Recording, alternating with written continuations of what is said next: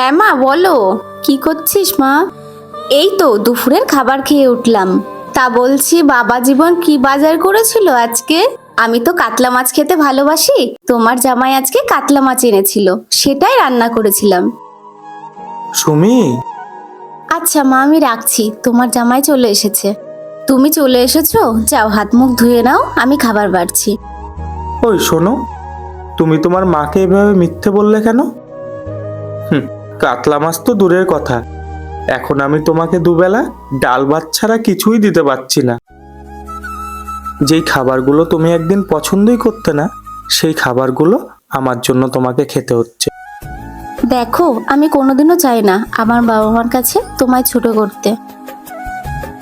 আর তাছাড়াও এখন তো আমাদের একটু খারাপ সময় চলছে, কদিন পরে তো ভালো সময় আসবে, তখন নাই আমরা মাছ ভাত খেয়ে নেব।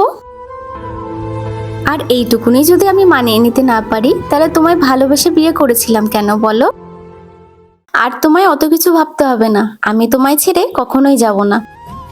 যাও তো, অনেক হয়েছে, হাত মুখটা ধুয়ে এসো, আমি তোমায় খেতে দিচ্ছি। সত্যি, যেই মেয়ে স্বামীর সম্মান রাখতে পারে সেই তো ঘরের আসল লক্ষ্মী।